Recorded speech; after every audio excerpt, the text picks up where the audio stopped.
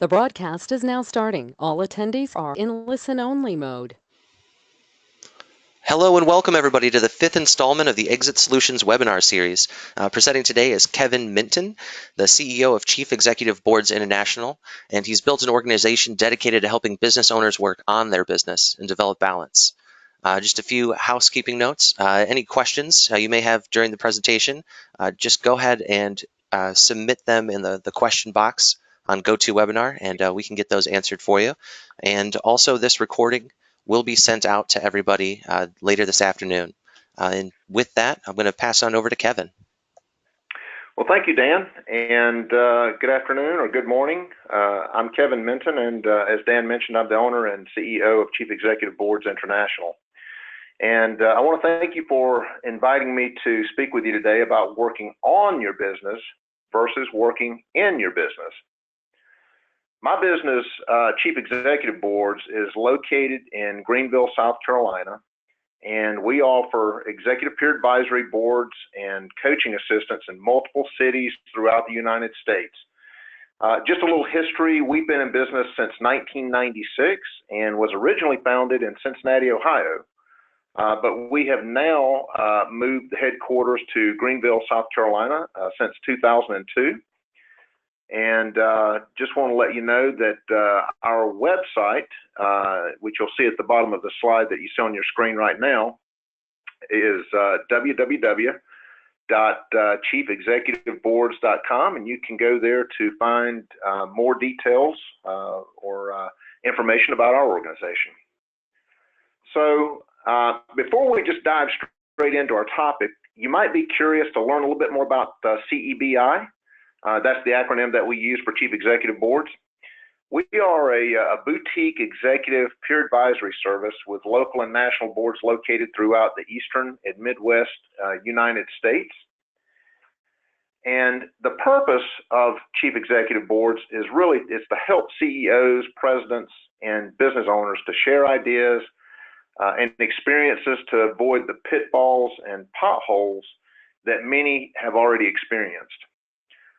We really just help steer you from reinventing the wheel within your own businesses, and essentially it's where highly successful chief executives go to become even more successful.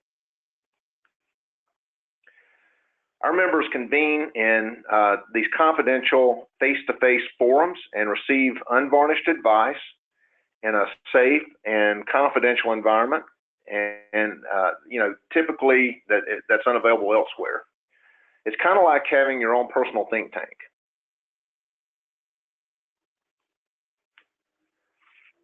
So as an example, what we do is we address what keeps you up at night. Items that you don't have an opportunity to discuss with anyone else. Being a business owner or being a president or CEO, it's a lonely position. And these people can avail of our local and national advisory board forums, and they can attend educational summits. They have access to other CEBI members that they can reach out to and talk to and consult with. They can also avail of executive and business coaching, our libraries, our workshops, and our webinars as well. So why are we here today? Well, what you see on your screen is a common problem among most business owners. It's a lonely position sometimes, and it can be extremely frustrating because there's typically no one else to turn to when problems arise or things need to get done. It's so common for most business owners to get sucked into their business that they kind of tend to lose their peripheral view of where they are and where they're headed. They might enter each day thinking that I'm going to be strategic about my business, but old habits are really hard to break sometimes. Or they may simply not understand how to be strategic about their business. Many times, a second or third generation business owner hasn't had the exposure or the training to understand how to be strategic. They simply enter the business with blinders because they were taught the old way of doing things which likely won't get them to the next stage. Then, you get stuck in a rut and you simply don't know how to be strategic about your business. Let's just face it, humans are creatures of habit. And once we get sucked into our business, it starts to feel comfortable. Comfortable being there, and most owners don't even realize they've fallen into this black hole where they can't see their hand in front of their faces, much less what's going on in the universe around them. It's okay to be a creature of habit as long as you are, engaging in the right habits. But some business habits are scary and hazardous, while others can be very healthy. It's those good habits that we want every business owner to adopt, but sometimes, we get that tunnel vision and we just don't know what to do, and we don't know how. So that's why it's important to break away from our daily routine and stretch ourselves, gather some new wisdom or tools that can be useful. So, and knowing this, what should business owners and leaders do to climb out of this funk and start focusing on what's going to make them more successful? Well, if you haven't heard of it, has anybody heard the story about filling a glass jar with rocks, sand, and pebbles? Well, if you haven't, the story goes that if you place the sand and the pebbles into the jar first, then there's not going to be any room for the big rocks. We have to learn to place the big rocks into the jar first, and then there will be room for the sand and the pebbles. It just doesn't work the other way around if we get tunnel vision and spend our time focusing on placing the pebbles and the sand into the jar as our first priority. So, meaning you don't focus on the small stuff as a matter of priority. And it works the same way with our businesses as well. So as an owner and a leader, we have to focus on those 3 to 5 major items or initiatives and dedicate the majority of our time toward those initiatives. If we do, there'll be room to accommodate most, if not all, of the smaller initiatives that tend to kind of creep into our business lives. Some of the small stuff might fall through the cracks, but if it does, it usually won't have any major impact.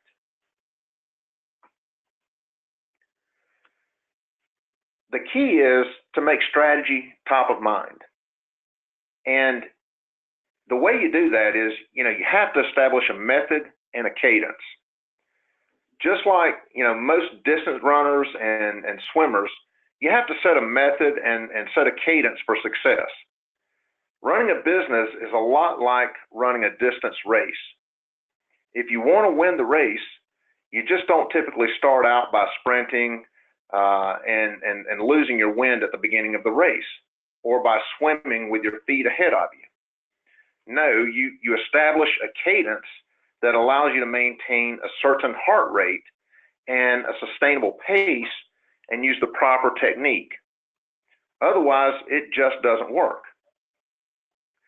Much like the game of business, we have to have the proper method and strategic cadence, in order to see and achieve our goals.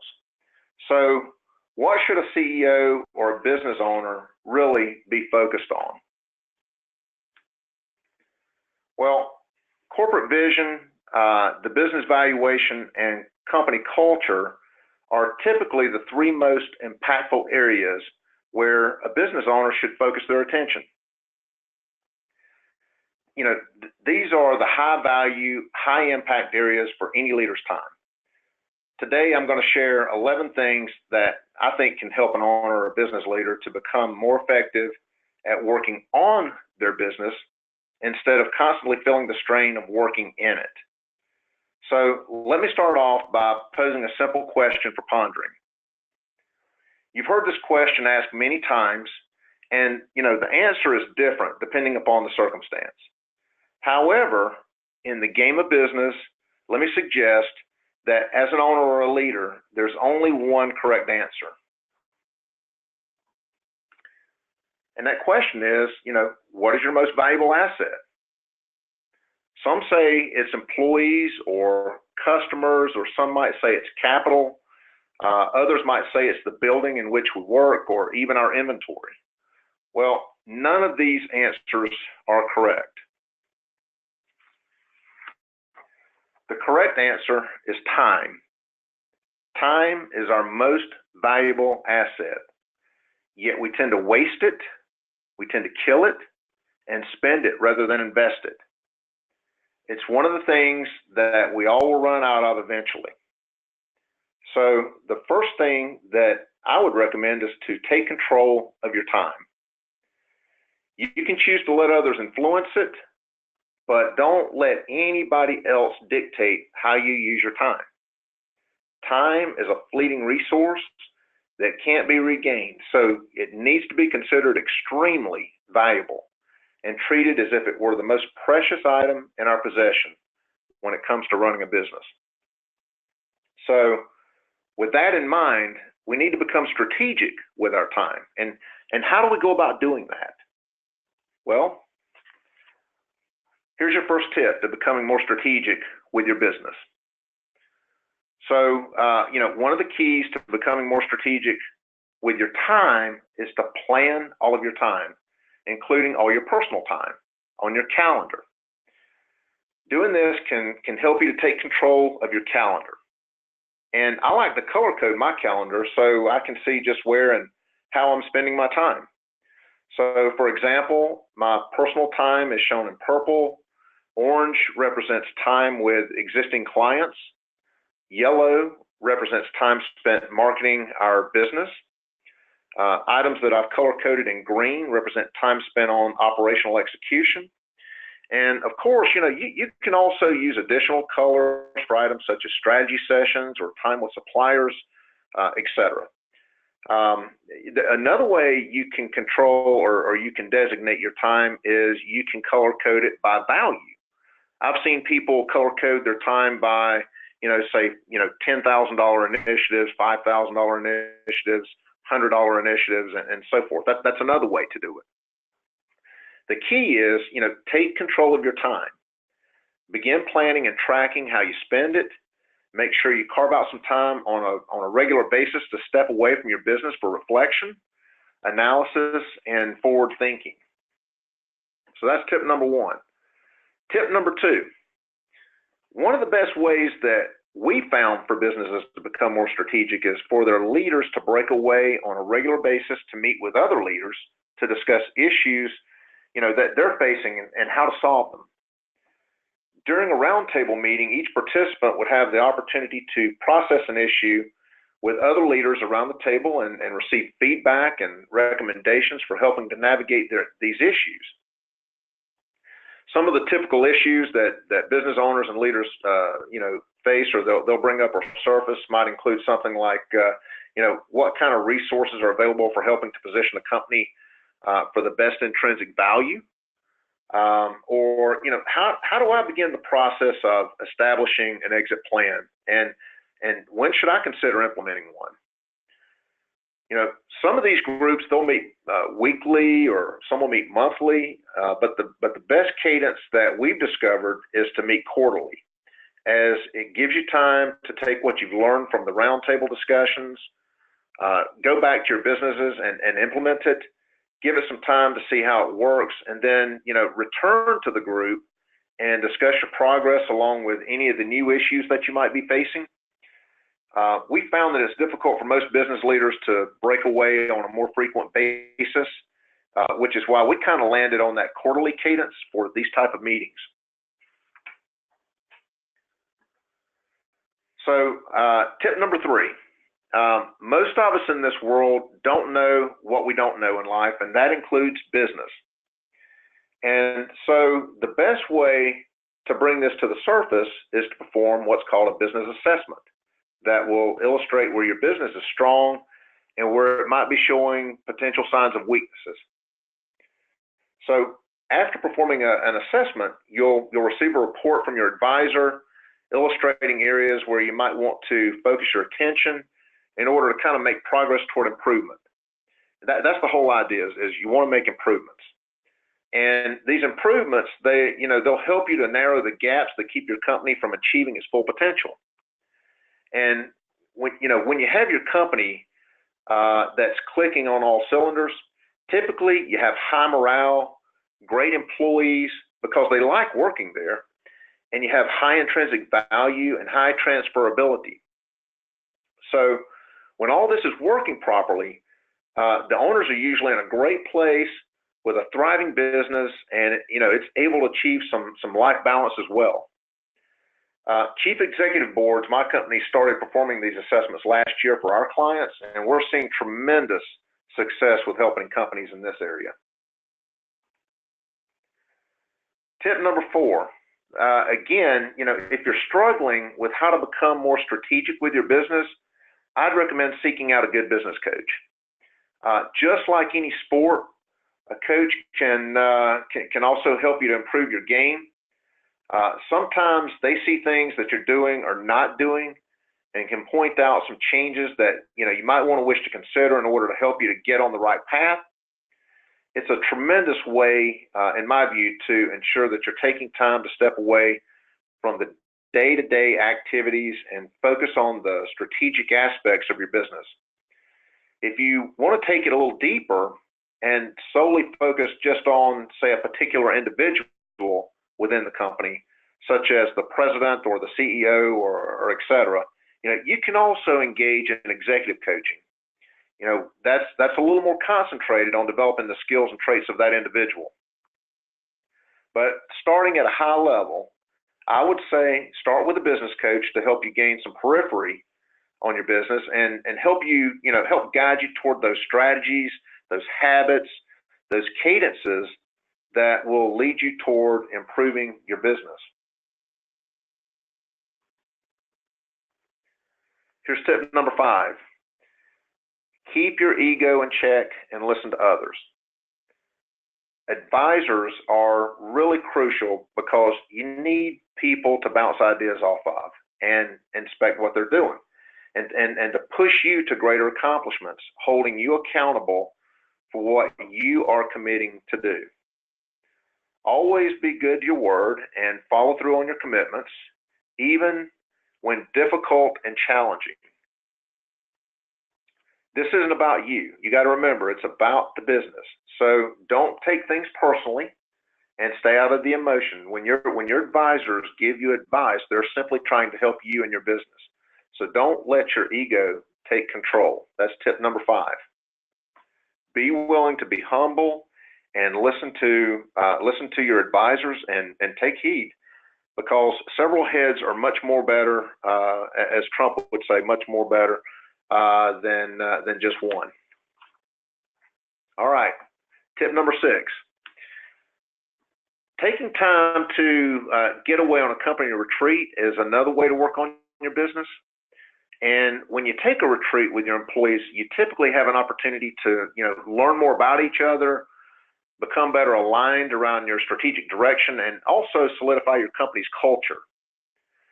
Great activities and outcomes during a company retreat include team building exercises, incorporating some new learning through workshops, improving your company's morale, re-energizing yourself and your employees, and reinforcing your company's culture. I'm not saying that you have to do this all the time, but probably once a year or every year and a half is usually a good cadence for something like this. I wouldn't let something like this drag out for 5 years, because the business world is changing way too fast. And it's easy for a company's team to become misaligned and not work together in synchronicity. So I want to encourage you, take some time and budget to plan a company retreat off-site, away from any distractions that can pull you off your target. And you may want to even consider using a facilitator to help you to plan and run the retreat, so you'll stay on task and achieve the desired outcome, which is really to have everyone on the team aligned and focused on the company's direction. If it's planned and executed properly, company retreats can prove to be invaluable. So that's tip number 6. Tip number 7. Holding strategic planning sessions on an annual basis is really another good way to step back and from your daily grind and to focus on improving your business. Strategic planning goes deeper than a company retreat. A company retreat tends to kind of work on culture, high-level direction, and alignment, whereas strategic planning sessions are really geared more toward developing the how you're going to achieve the vision of the company. So if you don't know how to conduct a strategic planning session, there are resources available out there to help you through the process. Years ago, we used to conduct these planning sessions, and we would develop these 1-inch binders and place it on a shelf, and it would sit there and gather dust until the next planning session. And part of that's because it was so thick, it was so tedious to if you needed to maneuver or adjust it or anything like that. Today, most strategic plans for small to mid-size market businesses can be very simple. In fact, only a couple of pages.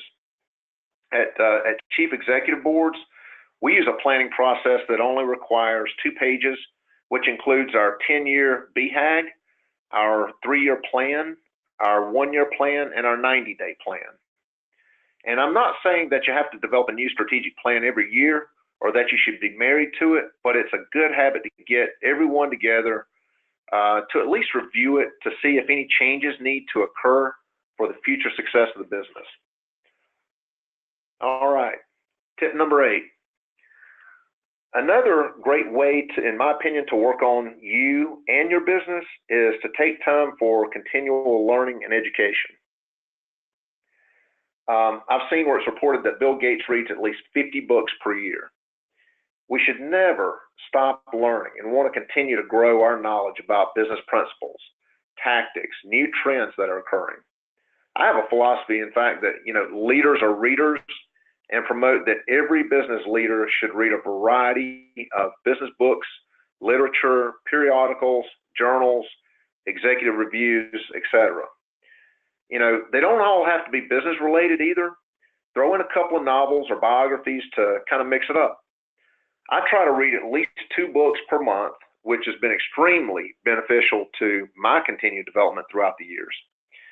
And to take it a step further, do some research, and I would encourage you to find some other avenues for learning as well, such as attending some workshops, participating in webinars like you are today, or attend something new that you haven't tried. As I mentioned earlier, it's a very fast-paced world, and the speed of change is accelerating exponentially. So expanding our minds with new ideas and knowledge, that's what's going to help keep us tuned in to the challenges and the new ways of doing things.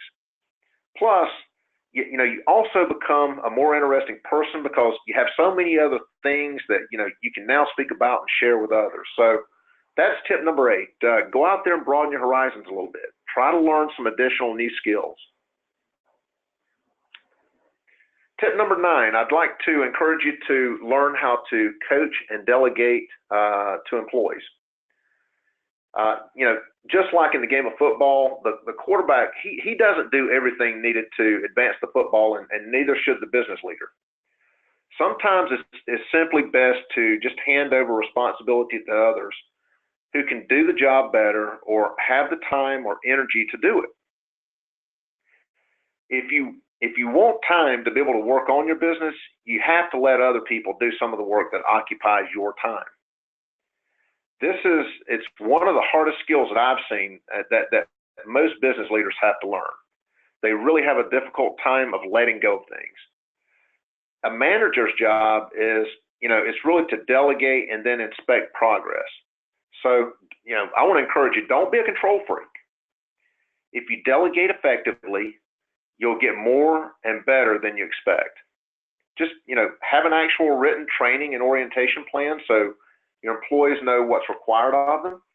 And we also recommend using an incentive-based reward system and maintain a no-problem attitude about issues that crop up. I mean, there's going to be things that pop up, and as a leader, you have to keep your emotions under control. So learn to delegate. That's a huge one as a leader or a business owner. Tip number 10, systematize your business. What is a system? Well, anything that can streamline your business should be addressed here.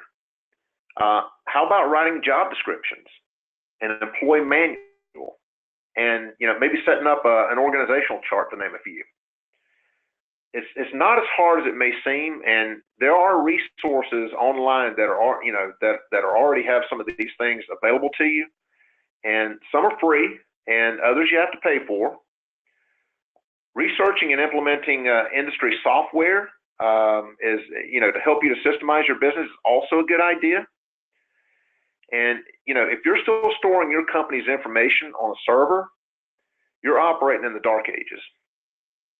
If your server goes down without a backup in place, then you're taking a chance, a huge chance, on losing your company's information, valuable IP. Almost any business today can operate using cloud-based systems where your data is accessible from anywhere and almost any smart device, making you less tied to a workstation and much more productive. I want to encourage you, having good processes coupled with complementary web-based systems is another key to allowing you to become more strategic. Now that you have these in place, you can begin to utilize another great tool to help you to become more strategic. And that's tip number 11. I want to encourage you to keep track of everything and manage by the numbers. And the way you can do that is set up a dashboard and create written systems for everything, because you'll reap benefits from them later on. This is how you train your employees and retain consistency. Know your numbers. I want to encourage you, check them regularly and make decisions based on what they tell you. Having a good dashboard system really helps you to navigate with your eyes open, opposed to steering blindly into the unknown. None of us want to do that. Pretty soon, you'll understand the trends of your business, and you'll understand how to plan appropriately. Running a business without a dashboard is really the equivalent of flying an airplane, without any gauges or instruments. So while I know there's some good pilots out there who know how to, physically fly a plane, sometimes, even good pilots, they encounter conditions that are impossible to read without their instruments. It's just as easy to crash a business as it is an airplane if you don't have the proper indicators to help you determine when or how you should maneuver. As you heard me mention earlier, the number one concern of most business owners today is keeping up with the speed of change. This business world is changing so rapidly with the introduction of new disruptors every day. And if you can't measure your progress or chart the direction you're going in, it's hard to know when and how to maneuver your business to accommodate or to stay ahead of the ever-changing business climate. So get yourself a good dashboard. All right. We only have so many heartbeats during the day, and the key to success really is to make sure that you carve out time to be strategic about your business. You have to physically set aside a part of your week or month to focus on your business. If you don't, I'm going to suggest that you'll find yourself constantly being a feather in the wind, being pulled into wherever or whatever the hottest task is at the moment. I plan my calendar out months in advance, and I typically like to review my next week on a Friday morning or Friday afternoon. If I see something that needs to be shuffled around, I'll typically have time to make the necessary accommodations, and it's all done under my control, not someone else's. You have to be the boss of your calendar and the owner of your time. I want to encourage you not to let things creep into your time that don't promote the strategic direction of your company. Again, this is your most valuable asset, and you have to guard it as your most prized possession. There's always going to be someone or somebody who's going to want to steal your time or to waste your time, and the sooner you take charge of it, the better life is going to get. Once again, if you focus on placing those big rocks into the jar first, then there will be plenty of room for the sand and the pebbles. There will always be problems, and there's always going to be some obstacles to navigate in any business. And it's your responsibility and my responsibility as an owner or a leader to concentrate our efforts in areas that can generate the highest and best use of your time. Otherwise, it's going to be extremely difficult for your business to show advancement, and you're going to find yourself in a stale situation that could leave you vulnerable to potential business disruptors or changes that lead to degradation or possibly even the demise of your business. Remember, it's simply, it doesn't work if you spend your time focusing on placing the pebbles and the sand into the jar as your first priority. So I'd like to encourage you, take time, step back from your business, and focus on the 3 to 5 big rocks, and you'll notice a tremendous improvement in not only your business, but also your life balance as well. So let's just take a moment to review the 11 tips that I had mentioned throughout this presentation. So first of all, take control of your calendar. Color code that calendar. Plan your month, plan your week in advance, and don't let things impede upon your time. Number 2, I want to encourage you, join a business roundtable group. It's always good to bounce your ideas, your thoughts, have somebody that you can talk to who's possibly been through similar situations that you are experiencing at this time. If you want to be strategic about your business, that's a great way to do it.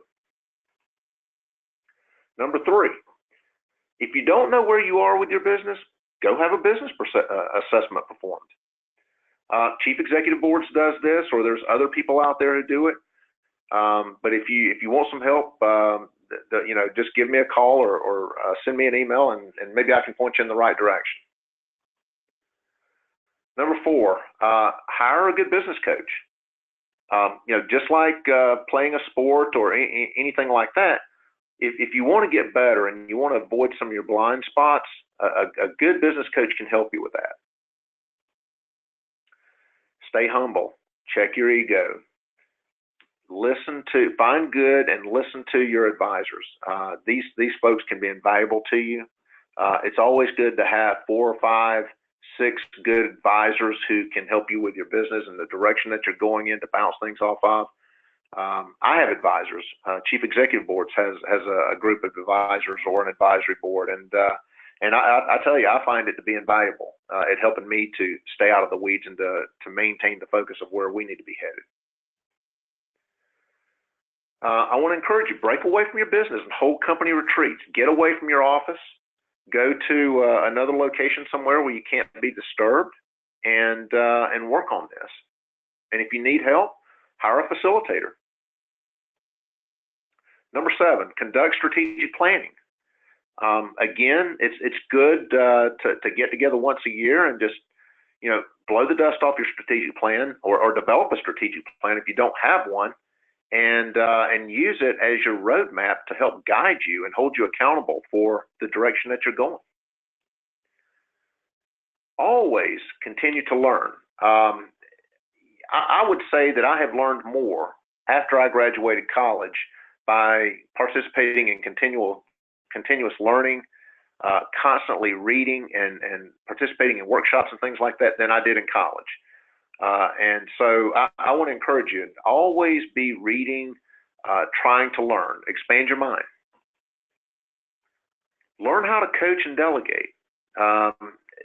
That's really the reason why you have employees, is so that you can coach them and so that you can lead them and teach them how to do tasks and assignments that would be beneficial to the company, and they may be tasks that they can perform better than you can perform.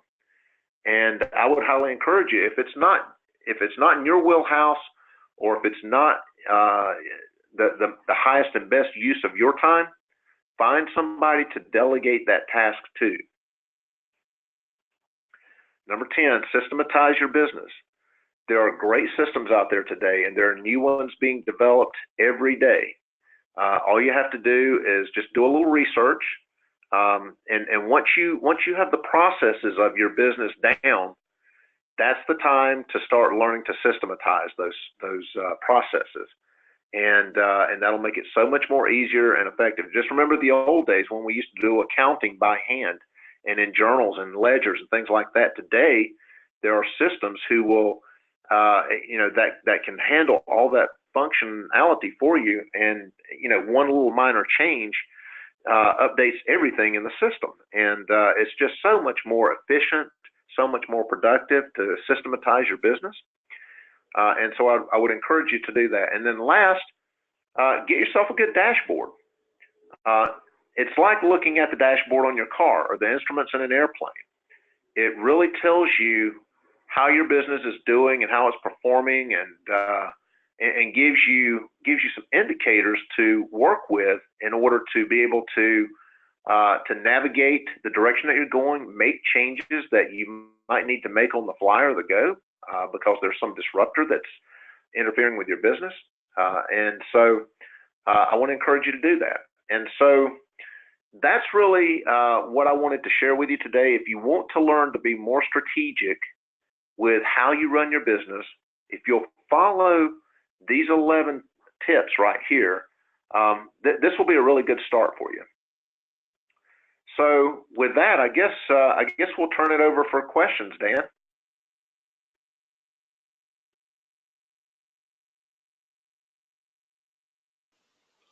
Excellent. Thank you very much, Kevin. That was honestly very insightful. If anybody has any questions, you can type them in the box there. We'll give you a second to kind of digest everything and organize your thoughts. And if you don't have anything, thank you everybody who attended, and thank you, Kevin, for your time. Kevin, is there anything you'd like to sign off with? Yeah, I've got one last slide here. So I want to thank everyone, and for allowing me to participate today. I want to thank our participants, and I want to thank you, Dan, for and Exit Planning Institute for having me on here today. And if anyone has an interest in learning more or wishes to possibly join or set up a forum group in their city, or if you need some help with becoming more strategic with your business, I invite you, contact me, Kevin Minton, at the information that you see on your screen. And feel free to give me a call or send me an email, and I'll be happy to help you however I can. And so thank you for your time, and I appreciate the opportunity, Dan. Excellent. Well, thanks again, Kevin. And we have no questions that came through. If you guys do have any questions, like Kevin mentioned, you can contact him right here at info@chiefexecutiveboards.com, or the phone number listed here on the end slide. Oh, excuse me, on the end slide. Well, with that, I'd like to thank Kevin again for his time and everybody for attending. Thank you all, and have a great day. Thank you.